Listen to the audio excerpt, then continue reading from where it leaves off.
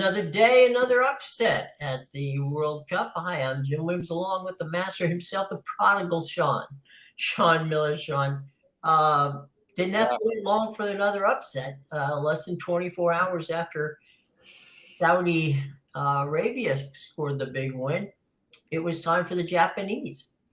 Yeah, and it's both of the games pretty much played out the same way, to be honest. Both one nothing at 1-0 leads, 1-0 at halftime for the team that ended up losing it, and two kind of quick goals in the second half for the teams.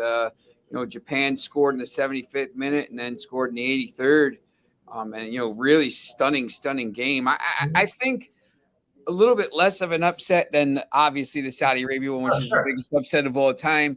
But just the way it was played out, Germany, obviously, people pick Germany maybe to do something in this tournament, but a lot of people that I talked to today like Japan, and I know that the Otter, on Twitter, the Otter picked Japan before the game, so I wish I would have watched the Otter and took that because I had Germany in the game here. But Germany played. The one thing about this, and the thing about some of these games you see, if only Canada could hit the net. Yeah, they can't. The only time they hit the net was during the penalty, and he got saved. Japan's coach made unbelievable subs. The subs that he made impacted the game, like completely changed the whole game and won the game there for Japan. And look, I mean, you can't say enough. They played really well. They grew into the game. I thought that game was interesting, and really all four games interesting today in their own regards. The situation with the German team, do you buy into the fact that they might have been just a little too old? They won the World Cup. Yeah, they won the World Cup in 2014. It's the same squad. I think, first of all, they don't have a striker. Kai Havertz was playing there today. He had the ball in the net, but they disallowed, obviously, for, he's offside by about 5 yards. But they don't have a recognized striker. They have three of the same players. The players that play today for them, Gundogan scored the goal, but they have, Musiala, Gnabry, Muller, Havertz. They're like the same kind of guy. They all want to play as like a 10 or like basically behind the striker. So, they don't have that target player. But, they're a little bit old. They're a little bit like Belgium, I think, in this regard. Belgium snuck by Canada today just because Canada can't shoot the ball. But, they're not. I just look at the lineup and I'm just like, I'm not scared of them. I just get mad, obviously, because I picked them to kind of make a deep run here. And they're, now if Spain beats them, they're gonna be out if Spain beats them at this point, because I think Japan will probably get some kind of result against Costa Rica. Costa Rica might be the worst team on the planet right now. Well, we have we had a day of very interesting games. We had the Spain situation, which we're going to show here in a second. Spain 7, Costa Rica nothing. First time Spain has ever scored 7 goals in a World Cup, which doesn't surprise. 7 goals in any international situation is quite a bit. But today they just could not be denied. Yeah, this team is, Gavi got a goal, Pedri. They're young in certain places. Ferran Torres got 2 goals, Asensio, Olmo. Like, they don't really have that 9 either. But, in like kind of the opposite of Germany here, those players that were across the front line scored 4 or 5 goals here. And then, the subs came on. Murata came on and scored. So it's just, they got, the game was over in the first 20 minutes. And by the 30th minute was 3-0, and at that point now you're just talking about maybe damage limitation for Costa Rica, but for Spain, look, I mean, when you go out and push 7 goals up here, now it comes down to goal difference. If it does come down to goal difference somewhere, they're in the driver's seat, obviously. So they you can't have any kind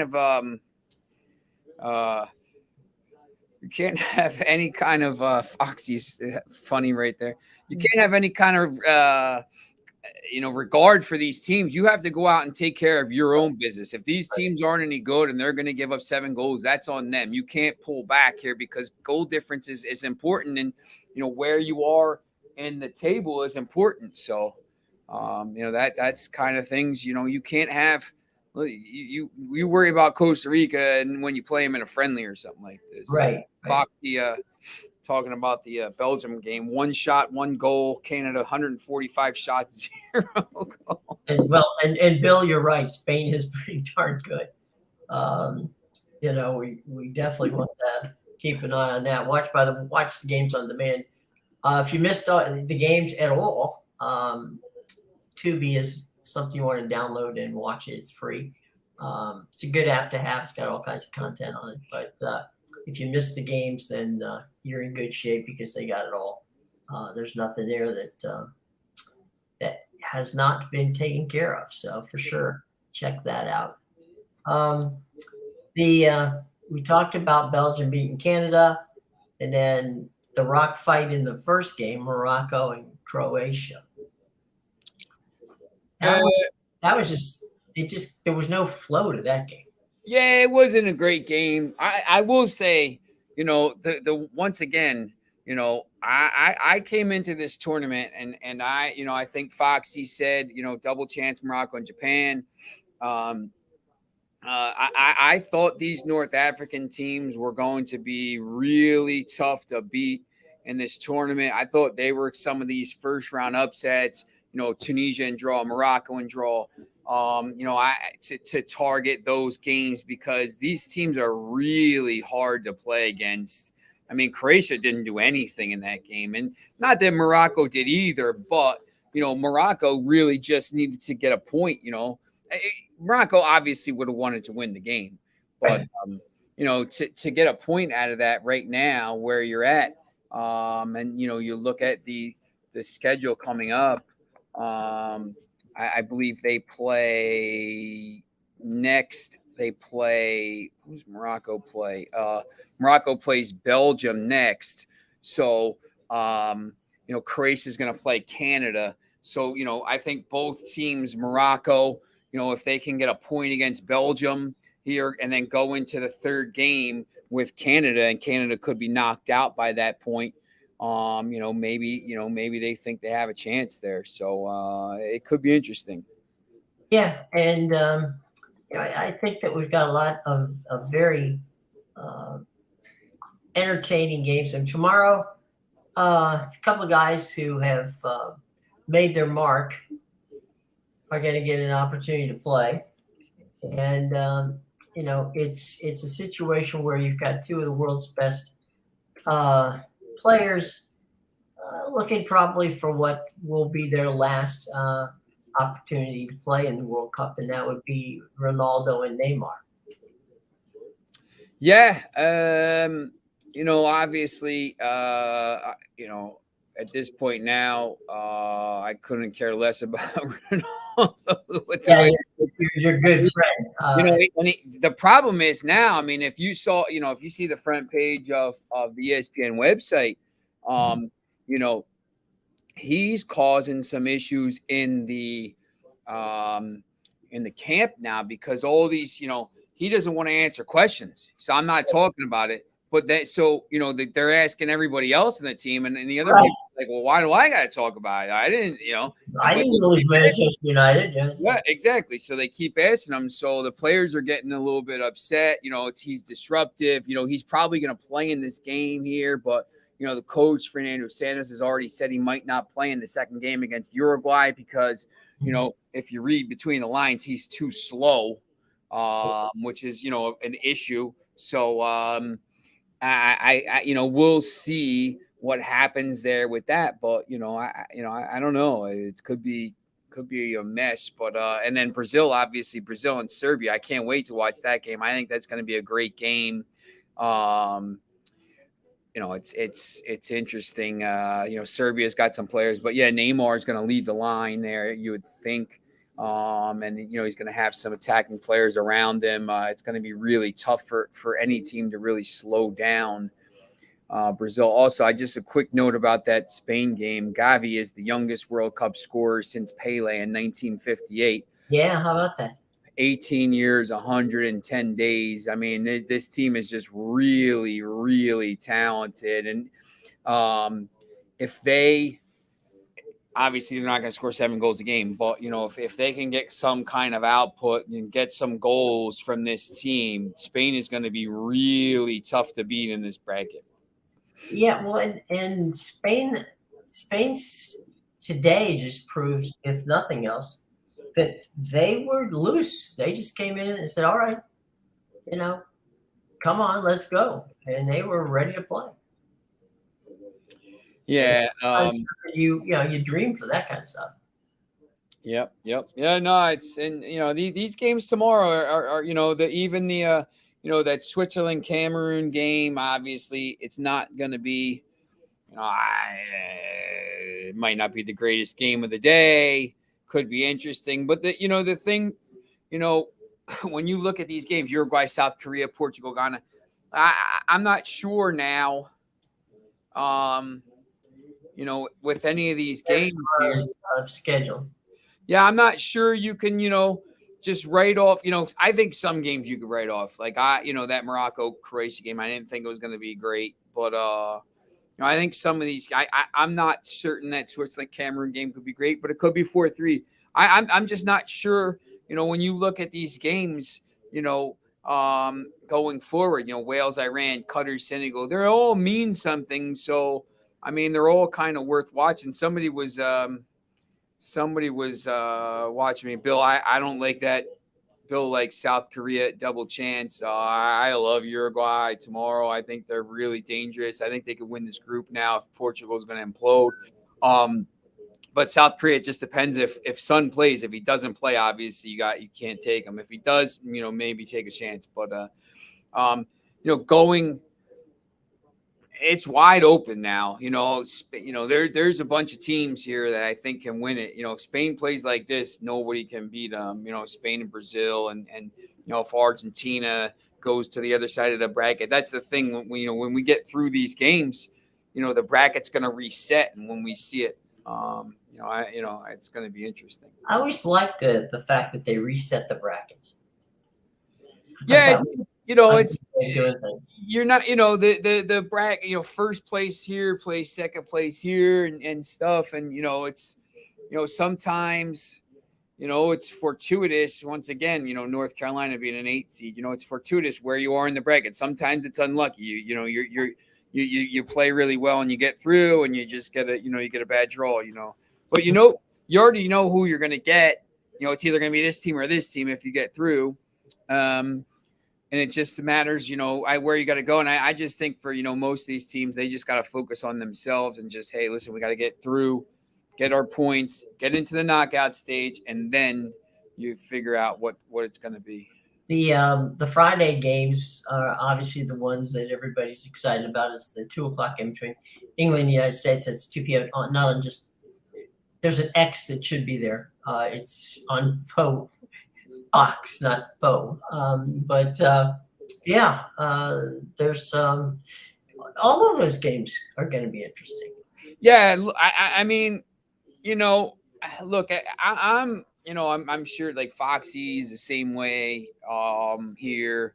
I think you can find something interesting about all these games, and I know Foxy is a fan, but also a bettor of the games, and same thing with me. Like I bet, but I'm also a fan of the game. I don't obviously bet every game, but I watch the games, and I think as once again as a coach, as a media person, as a player, as a thing, I think you can find something, the matchup of the players or the coaching or whatever. You could find something interesting to talk about all of these games. Yeah, and there's plenty of fun stuff going on with that. And it's going to be an interesting day tomorrow because you've got you've got the opportunity to watch the slate of games that we said. If you're a sports fan, you can start at 5 a.m. watching soccer, and then by the game, the end of Brazil and Serbia, right at 2 o'clock, you've got two more football. you got two more football games. You can go 16 hours of sports tomorrow without too much trouble. Well, that's the thing now with these games. I mean, it's not the worst. Everyone, it's the Winter World Cup. Look, for sports fans, it's great. I mean, you wake up, better sports fans, whatever you are. I know we have some of people, everybody into the show, so it offers you a chance to watch. And tomorrow, you got it's Thanksgiving. I have to cover a high school football game. It's going to be 48-0. So, that should be easy for you. Yeah. Just 48-0. Yeah. I could interview the players tonight and, write the story. So, maybe I'll do that, but, no, just kidding, boss. I'm going to the game. Look, I mean, it's just there's so many games, and then Friday, obviously, going to be a huge day. I mean, everybody's there's a lot of World Cup parties Friday. I know, just because people are off work, and it's basically a holiday at this point now. Because it's the day after Thanksgiving and nobody really works, so there's going to be a lot of different stuff. There's a lot of college games on. Yeah, there's a ton, and it's interesting. College football, college basketball. On the other show, we talked a little bit about these college. I found this thing, college basketball and football. It seems to be working. Does Cameroon have a chance, Bill? Maybe. It's an early game. I don't think Switzerland is great. I probably myself won't back the game because it's not a good game, to be honest. But at those odds, maybe. But Cameroon is the lowest ranked team, I think, coming in. They're lower ranked than Saudi Arabia. So, they have Choupo-Moting, who plays for Bayern Munich. So, they could always maybe score a goal here somewhere. So, but yeah, look, I think you could find a way to do that. But yeah, there's all these, it's Wednesday now. So there's all these basketball tournaments going on, Maui and, everything else. There's pro basketball. There's so much stuff right now. There's tomorrow there's the Egg Bowl. I hate to bring up the fact that when you're talking about pro basketball, pro hockey, I don't even pay attention to it until December, January. I mean, I don't. College sports is much more entertaining to me. Yeah, I don't. Basketball, pro basketball, I honestly won't. I just, I'll watch the playoffs maybe if I'm, whatever. I can't be bothered. Hockey's kind of the same way. I just don't. I don't have time.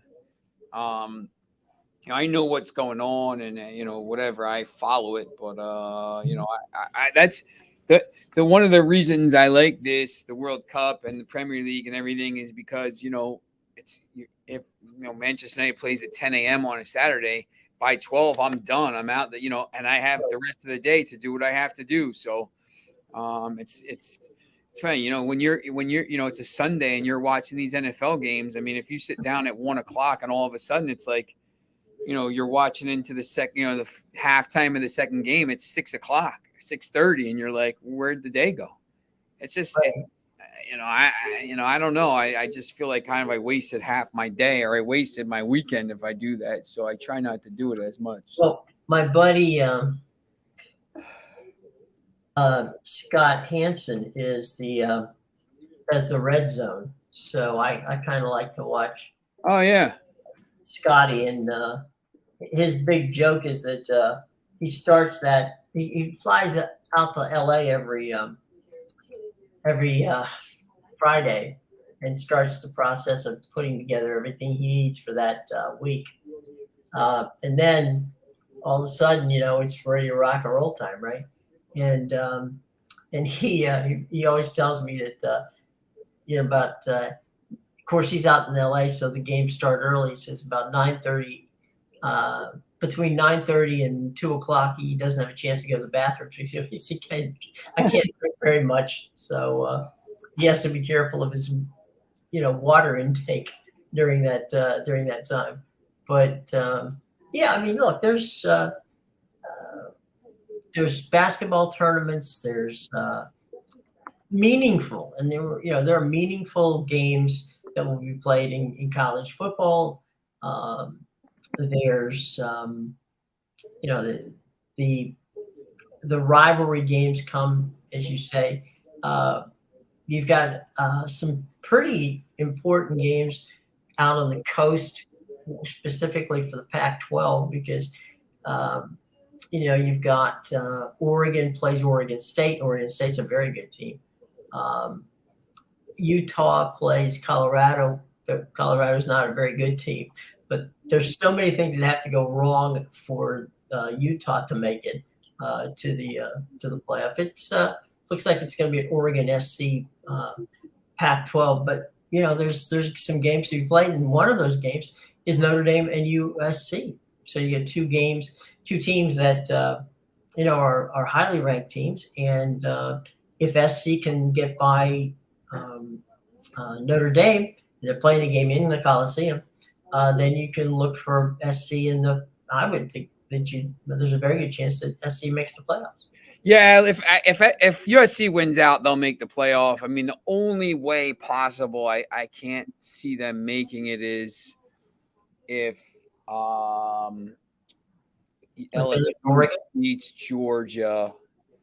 And I still, I would have a real problem putting LSU if you have TCU unbeaten, and if there's 3 unbeaten teams and then USC and LSU with 2 losses and USC with 1 loss, I would have a real problem putting a 2-loss team and a second team from the SEC. And I don't think that that's right. I think, well, you should, being a conference champion should count for something. Yes. Being a conference champion should count. And then also, look, you can't, you lose 2 games. I mean, they got blown out. They lost to Florida State. Like, it's gotta. I don't know. The regular season has to count for something. To be honest, I mean, Wait, who lost to Florida State? Were you talking about? LSU, right? Yeah. LSU lost to Florida State in the opener, and they got absolutely annihilated by Tennessee, like blown out. Right. So, that's got to count for something.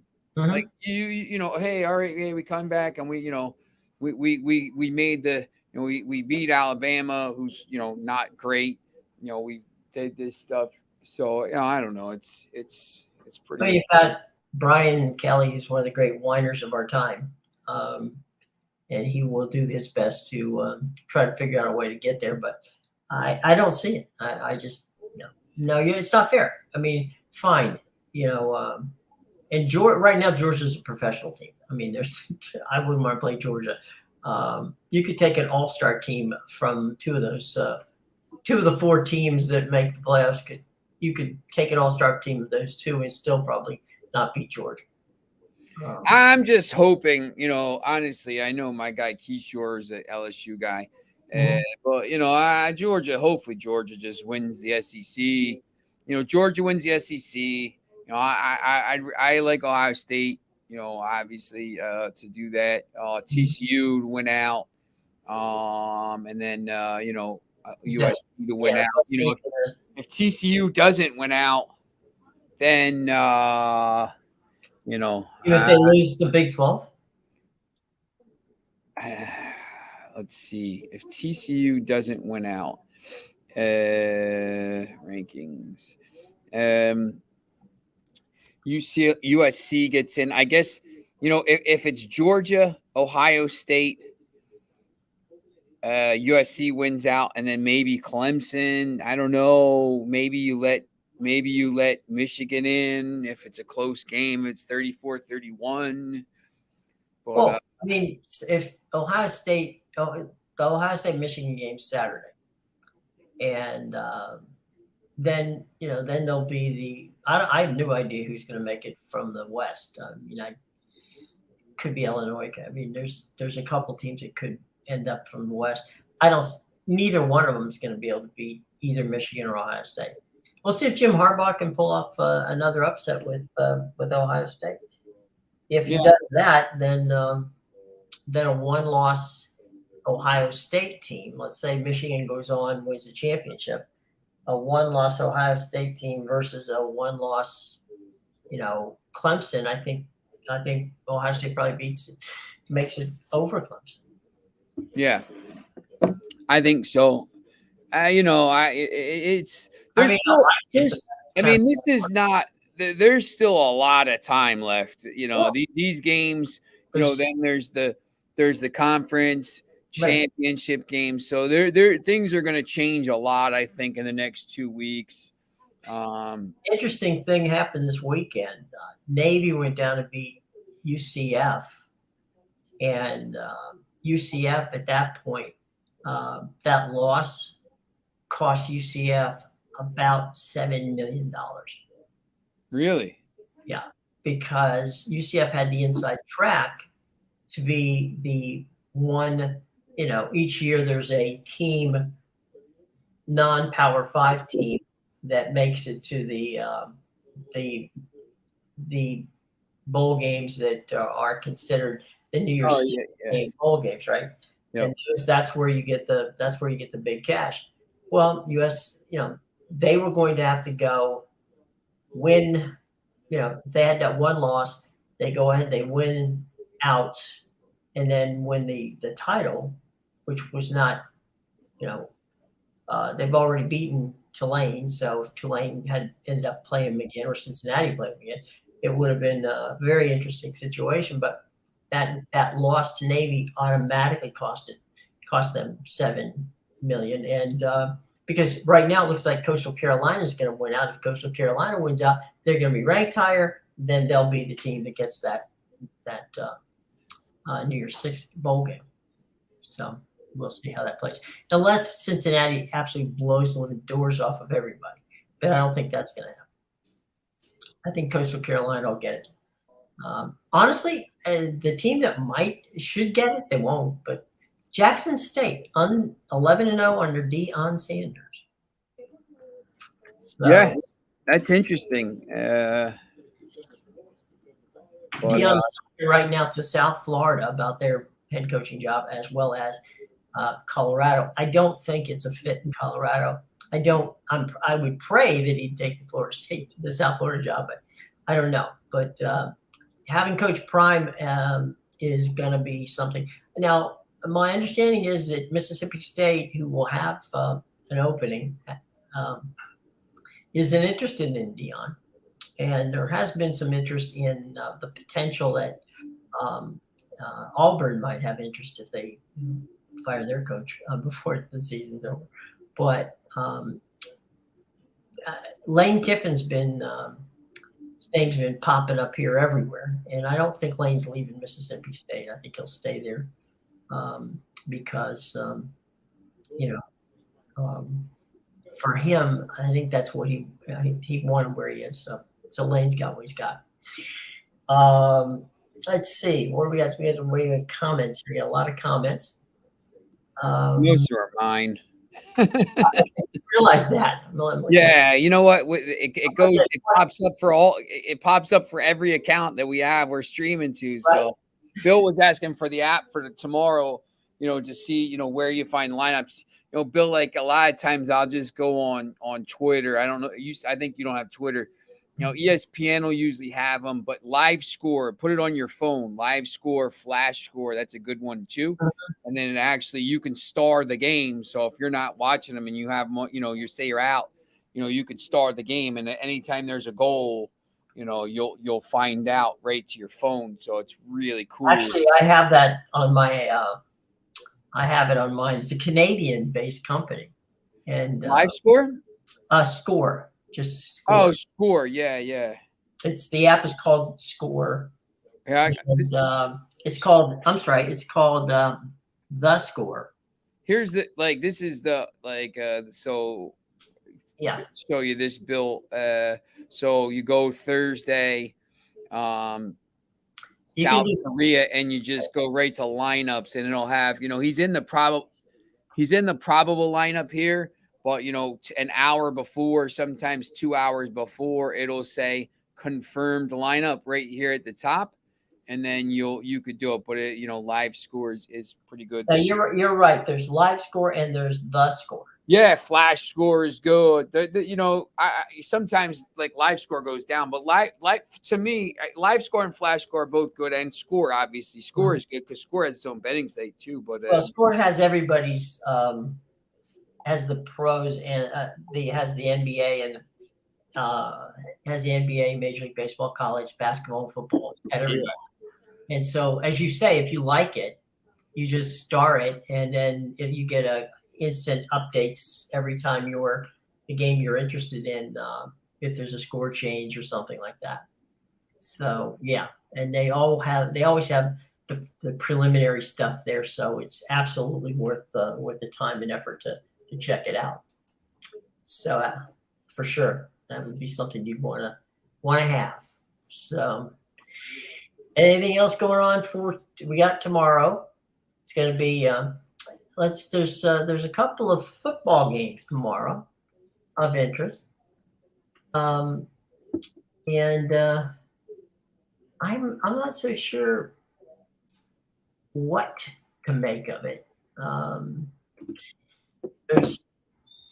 There's just you got the Bills and the Lions. Now that's the Bills and the Lions are the first game up 12:30 tomorrow. I like all three favorites tomorrow. I'll just come out and say that. I think the Bills will cover in Detroit. They stayed there. They didn't have to travel. They've been there since the storm. Played there last week, same locker room, whatever. People are high on the Giants. I don't understand it. I think the Cowboys now are going to roll after last week, and I do like the Vikings to bounce back. But I think they're really interesting games. I mean, the Lions have been better 3 in a row. The Giants-Cowboys game, I think, sometimes these I'm usually flying out on Thanksgiving night, so I don't usually have a chance to sit home and do it. But I think that's a really, really interesting game for Thanksgiving. And same thing with the night game, the Patriots and Vikings. I think that's a really interesting game. You've got a lot of stuff going on. The Bills being able to stay in Detroit, that's got to be a wonderful opportunity for them, because you don't have to travel. So it's like a home game. Yeah. I think that's big. You don't have to, obviously look, they weren't home in the snow and blah, blah, blah, but they brought them out. They stayed out there. They didn't have to travel. They practiced out there. They got a chance to you're away. Sometimes I think it's almost better to be on the road, because you don't have all this, the nonsense at home. Thanksgiving, you're getting ready for all this stuff. You can just kind of play the game, fly back home, and then you do all that stuff. But sometimes I think it's better to be on the road for these games, because you can, you're away from all that stuff, and you can, kind of relax in the room and all that stuff.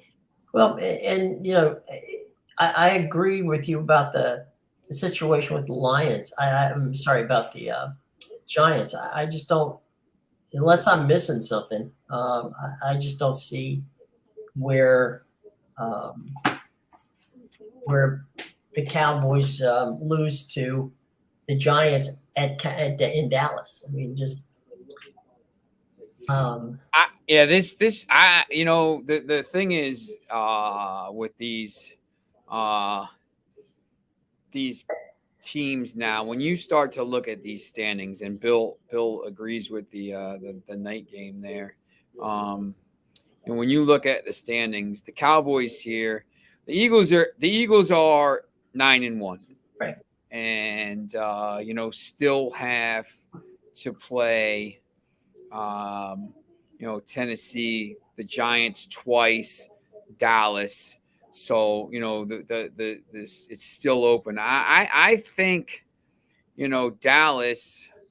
If they can get by the Giants, they got Indianapolis, Houston, Jacksonville, the next three. All of a sudden, you go into that Christmas Eve game against the Eagles, and maybe the Eagles are have two losses at that point. Maybe that game could be for the division title. And if you win the division this year, if you win the NFC East, unless the Vikings can overturn you there, you might be the top seed in the playoffs. And you might get a bye, and that's huge in these playoffs. I mean, you get that first round bye, it makes a big difference. Mm-hmm. So, I think the Cowboys are ready to go on a little bit of a roll here. I still think personally that the 49ers are the team that's going to come out of the NFC into the Super Bowl. They were so close last year. They were a quarter away, basically leading in the fourth quarter before they fell apart. But, I don't trust Kirk Cousins in a big game, but I know the Vikings are pretty good. So, and, Tampa Tom's right there. He's still in it, so you will see. They could get hot too. You can't count.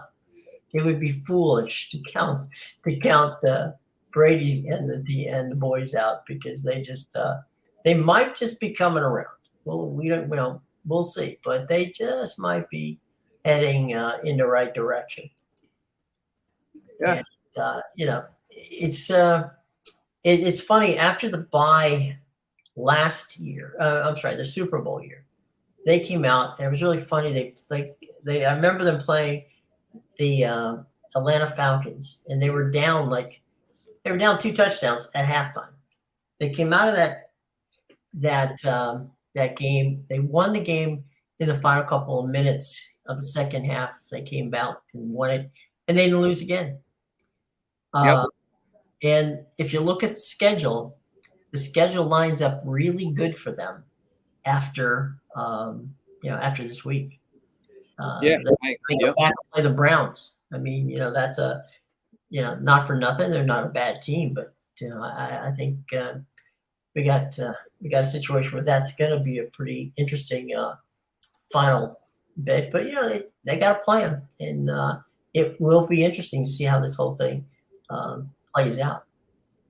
And the Packers have got to play the Eagles. That's not going to be fun.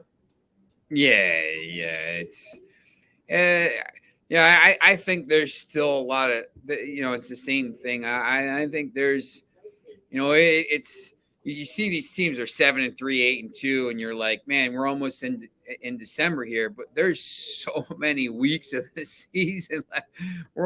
We got 12, 13, 14, 15, 16, 17, 18, there's 7 weeks left. I mean, there's basically 2 months of the season left already, and it feels like we're almost done with the season. Now the 17 game season here, you're playing into second week of January, and there's just a lot of 7 weeks. I mean, when you think about how much is going to change in these 7 games, I just everybody's basically other than the Falcons here at 5-6, all the other main teams and all the playoff races basically in every league all have 10 games here. So it's going to be you're playing 7 weeks now straight, and you're going to get we're going to see who kind of wins the title. But I think there's a lot of hit the road. Yeah, you still got a couple teams you know, you got a bye. You got 6 teams on a bye week, Mhm. and week 14. You got some some teams that still haven't had buys yet. So after week 14, there's no more buys. But you got a couple teams on a bye. You got Arizona, Carolina. They don't care. It doesn't matter. Week 13, but week 14, you got Atlanta, who's still fighting. Washington, who I think might be in the midst. They might be able to make the playoffs here. So other than those two, New Orleans, Indianapolis, Green Bay, Chicago, they're probably out. So it's going to be a really good race for the football season. Well, the other thing too is that if nothing else, that Washington is playing well enough to at least spoil somebody's party. And Yeah.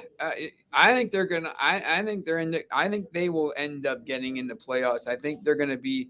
And when you look at it, and when you look at their schedule here, right now they're 6-5.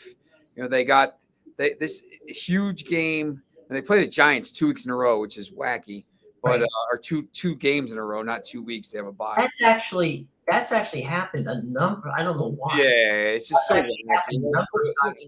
The Giants and the Washington team over the years, back when I was with the Washington Examiner, it seemed like that happened like every other year. It's like, wait a minute, didn't we just play them last week? It's like put playing a a home hockey stick. I know there's a bye week in there, but switch the Atlanta and one of the Giants games so you're not playing them twice and 2 times in a row. I mean, I guess it's pretty good for Washington because they get to play them, and if they could beat them and then get the bye and then play them again. But they have Atlanta, 2 with the Giants, San Francisco, Cleveland, who will have Deshaun Watson back, in Dallas. So you figure at 6-5, they probably got to win 3. Well, they have to win 3 For sure. to get to 9-8. So maybe they definitely got to beat Atlanta this weekend. And then if they could split with the Giants, you go into that last 3 games, San Francisco, Cleveland, Dallas, knowing if you get 1 win, with the way that the standings are right now, 1, 2, 3, 4, 5, 6, 7, 8. You're battling with Seattle maybe, and maybe Atlanta to get into the playoffs there. So, I think, is Atlanta going to get to 9 wins? I don't know about I don't think so. Is Seattle going to get to 9 wins? Maybe, but, we'll see. They got Vegas, the Rams, who gave up, Carolina, San Francisco, Kansas City, the Jets, and the Rams. So maybe Seattle does. So, but I think it's going to be a lot of.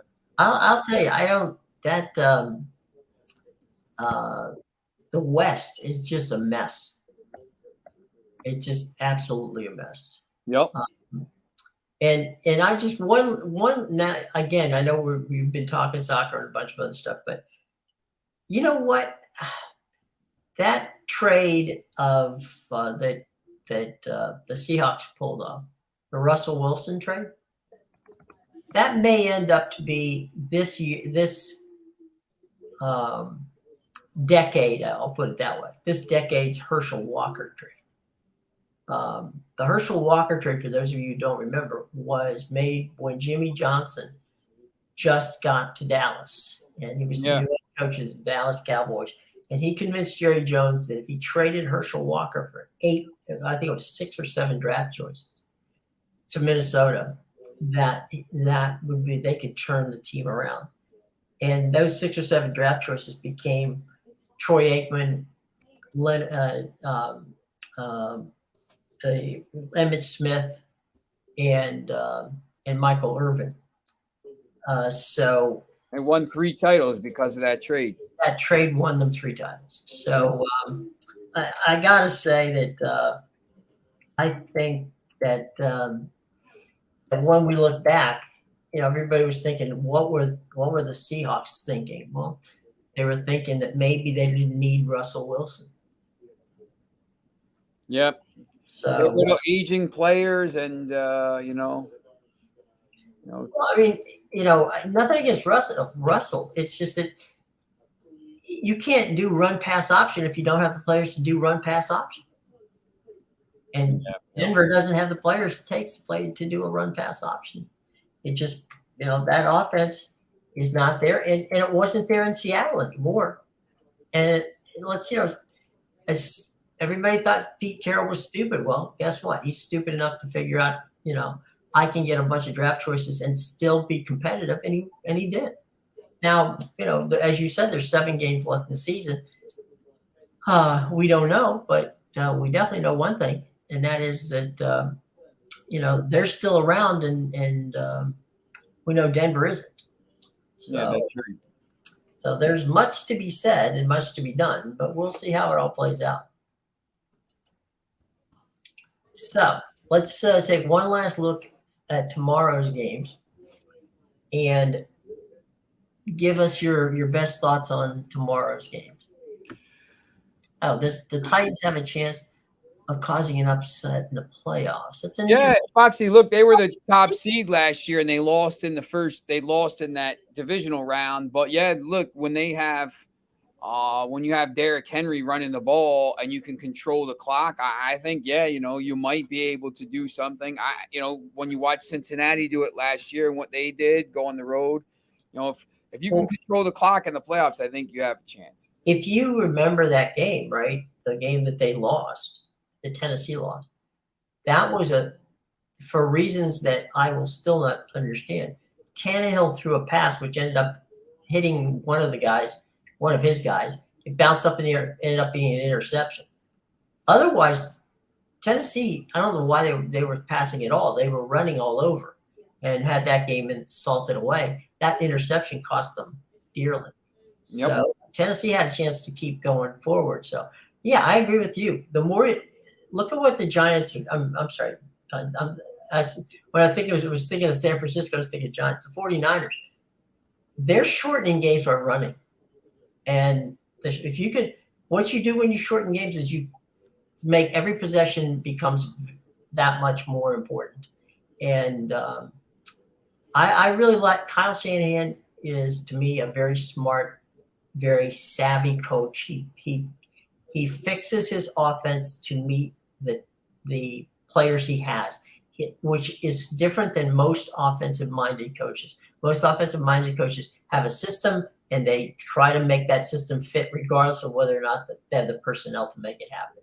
That is not how Kyle Shanahan works. Shanahan works to the system. He's making Jimmy Garoppolo look like a genius, okay, because of the way he limits the possibilities of Jimmy's failure. And I think that, the same thing can be done in Tennessee if they can shorten games and keep the ball, play hot, keep away, basically, for all of them. Like the only. Look, Foxy, I mean, he ran for 2,000, he's Heisman Trophy. He ran for 2,000 yards 2 years ago. He got banged up last year. He broke his foot, came back. But, he's a really good option to have. I mean, they could cause teams problems. I mean, if you saw what they did to the Chiefs a couple weeks ago, they're 4-1 their last 5, and their only loss was in the overtime to Kansas City. Yeah. When they can control the ball like this with a guy that runs the ball that well, they can beat anybody in the playoffs and shorten these games. And, they're not going to be worried about going on the road in a cold weather place because they know, he just give him the ball. He can run the ball. So, I think, Foxy, it's not a bad play. I mean, there's better, I think there's better plays in the AFC. I Dolphins might be interesting or, whatever. The thing too is that, you ask offensive linemen, right?